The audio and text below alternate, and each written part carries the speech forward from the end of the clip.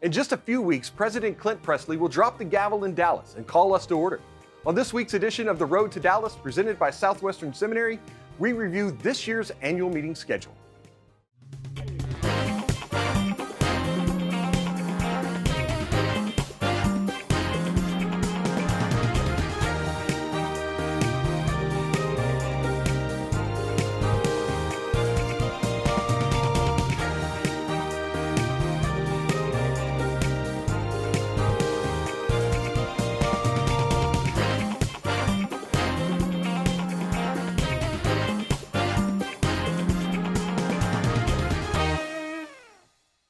Hello and welcome again to this week's edition of The Road to Dallas, presented by Southwestern Seminary. We've got a great treat for you this week. Beth Holmes, who is the chair of the Committee on Order of Business, will join us this week. And Beth, thanks for being here. Thanks, Jonathan. It's good to be here. Now, you've served on the Committee on Order of Business. I think this is your third year because it's like That's a 3-year correct. term. And you are at Yellow Creek Baptist Church up there in Owensboro, Kentucky. Place where I go through Owensboro when I'm going to Holiday World. So that's correct. The extent of me knowing what's in Owensboro. So We also have barbecue. yeah, mutton We have barbecue, lots of right? barbecue, moonlight barbecue. Yeah, the mutton barbecue from That's Moonlight right. Barbecue. Yeah, That is right. Good you stuff. you can have all you want of that. I'll steer clear of the mutton. So, but we're going to a place with great barbecue this year in Dallas, and you and the committee that you serve on and that you lead are the people responsible for putting together the program. Now, people speak into that. You get requests, you get the president, speaks into it as well. But we're going to talk about the program this year at the SBC. We've talked about some of this in previous episodes and some later episodes that we'll have with Nathan Finn. I did one on like the app and everything. All the stuff that we're talking about today is in the app. You can download the program in the app, and we're going to kind of go through this session by session. And we're going to start obviously Tuesday morning. So Beth, we get things cranked up bright and early. John Stegmerton, I think that's episode 14, was worship. John joined us, talked about all the worship that's going to be going on at the annual meeting this year. But he gets things kicked off. And then in that morning session, a couple of important things. Andrew Walker, the chair of the Committee on the Committee on Resolutions, was with us. And kind of right out the gate, there's a resolution that we're kind of doing things a little different this year with resolutions. That's correct. So instead of having one block for all of our resolutions, we've divided the resolutions committee report up a little bit so that we can hit some of those celebratory motions that sometimes get overlooked. So we're going to start with the resolution on appreciation to the city of Dallas. Yeah. We always have a resolution every year giving appreciation to our host city. So straight up, that's how we're going to start, giving some time to give honor to the city for hosting us. That's really cool. And one of the entities that is in that city, we've had Hans Stillbeck on here, Guidestone Financial Resources.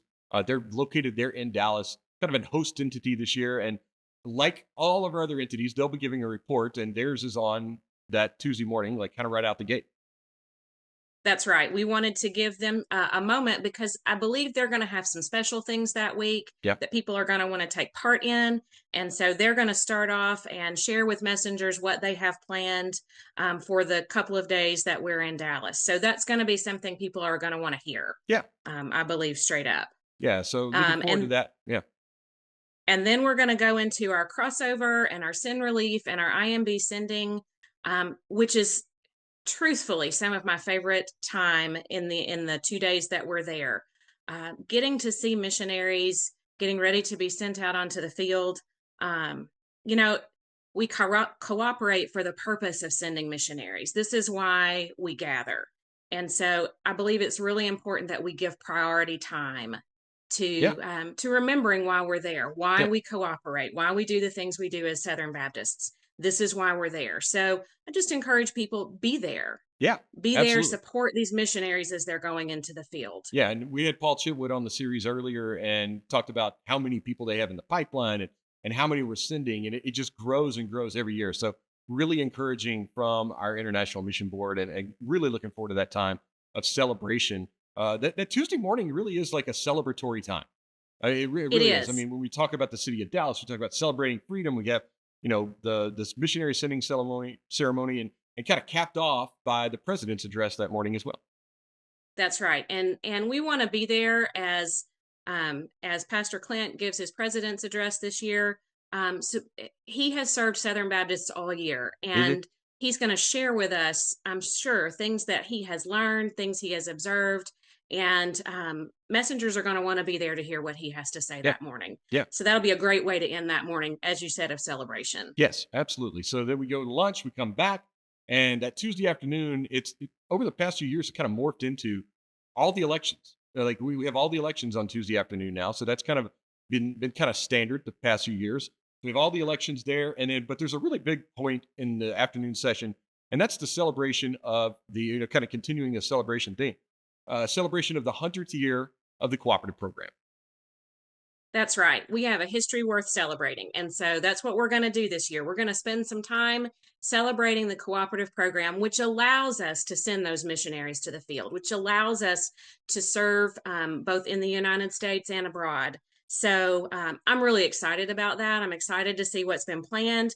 And there will also be a resolution at that time on the 100th anniversary of the cooperative program. So again, dividing that resolutions committee report up so that we can give some time to these resolutions to honor certain things, including the cooperative program. Yeah, and speaking of the resolutions report, the bulk of the resolutions, what we kind of typically know as what they bring, that's going to end that session on Tuesday afternoon.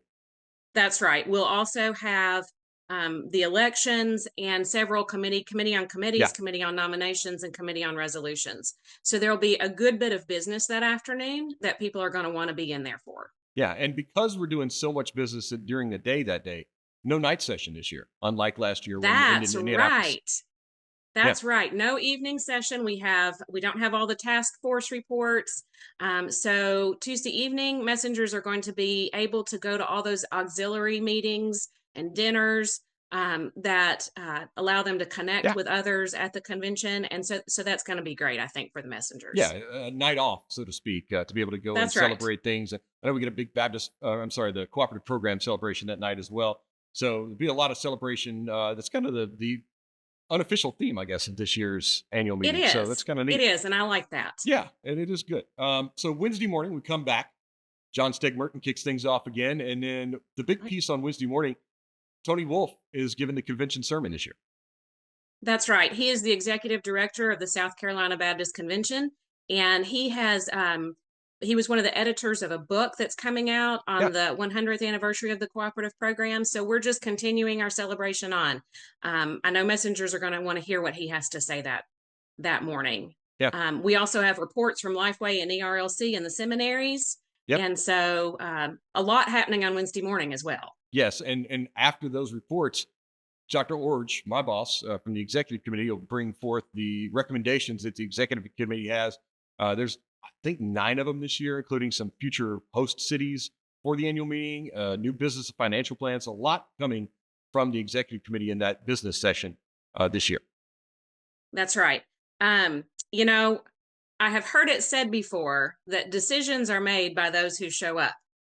Yeah. I would amend that to say decisions are made by those who show up and stay in the room. Yes. Because when we have business sessions this year, they're packed tightly. Yeah. And so you're going to want to be there, and you're going to want to stay in the room with your ballots handy, paying attention, prayerfully considering what's being said, and ready to raise your voice in your ballot when necessary. Absolutely. So Wednesday afternoon, obviously, traditionally the seminary lunches. We have at lunch that time on Wednesday, and then that afternoon we come back and kind of cap things off. Another celebratory moment, the 100th anniversary of the Baptist Faith and Message is also this year. So there's a time in the schedule for that. That's right. And there will also be a resolution from the Resolutions Committee on the 100th anniversary of the Baptist Faith and Message. So more celebrations. Yeah. And then we will end with our mission reports from NAM, WMU, and IMB. Yeah. So much as the way we started, we're going to end.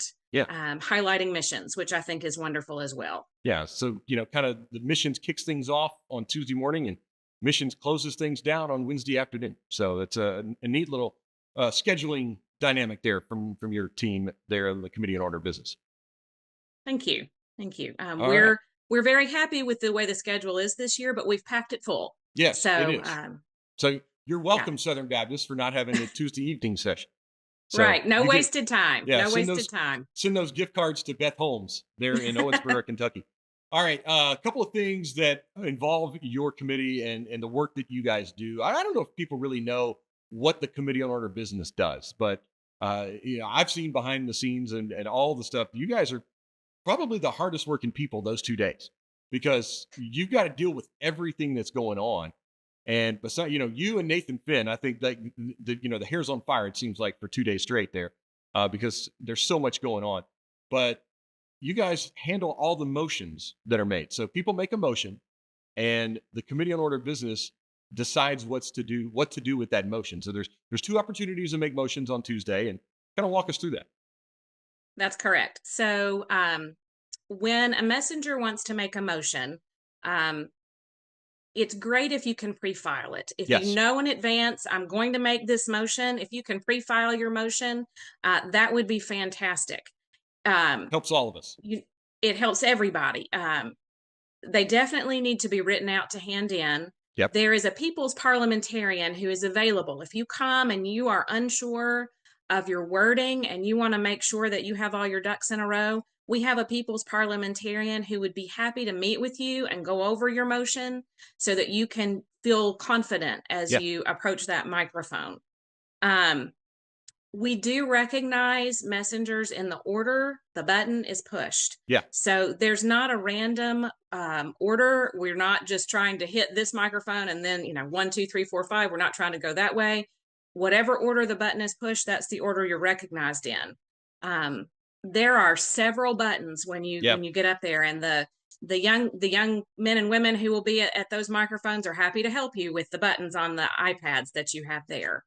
But you can push a button that's for, which allows you to speak in favor of a motion or make a motion.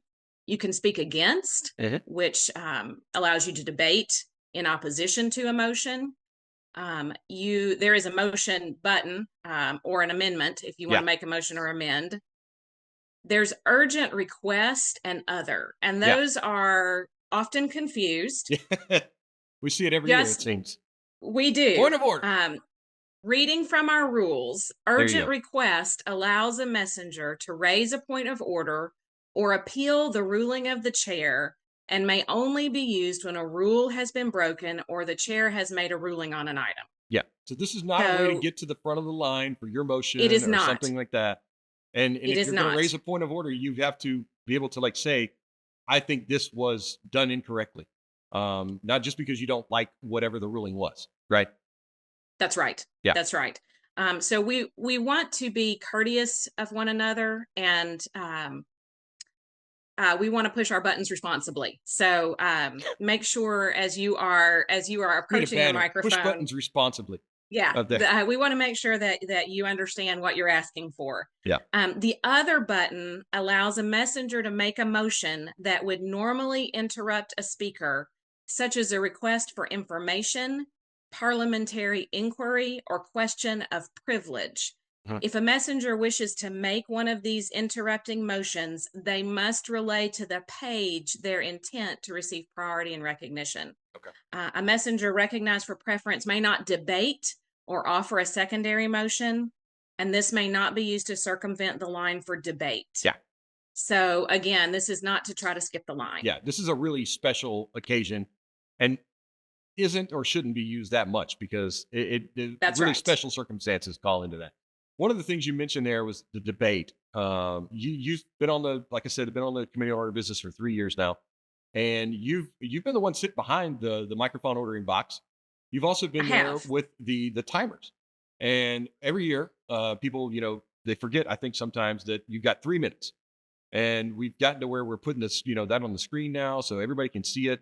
You see the times for speakers, but the 3 minutes is critical. It is. 2 or 3 years ago, we added the timer where I believe the audience can see what time is remaining.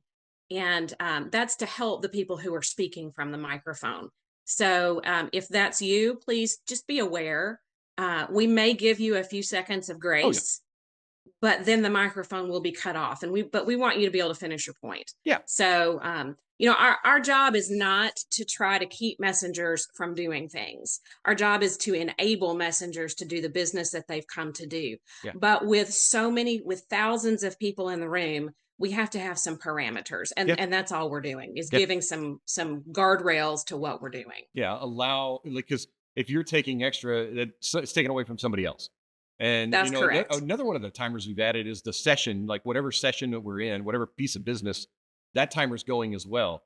So, that's where we have a schedule. I've got the printed one right now. And we try to stick to that because we have all these other pieces of business we have to get to. So each piece of business is given a time slot, an allotted time. And if we run out of that allotted time for that piece of business, that's when you guys come in to play again, because the committee on order of business can either say, hey, look, we're about to wrap this up. We're going to extend it 5 minutes or 2 minutes or whatever, and let us finish this. Or, hey, this is not going to be done for a while. We can see this. We have another previously scheduled business time later in the schedule. We can stop, take a pause, pick this up later. And you guys are the ones that make that decision. That's right. And we don't extend time frivolously. No. We do it if we try to stay on schedule. That's right.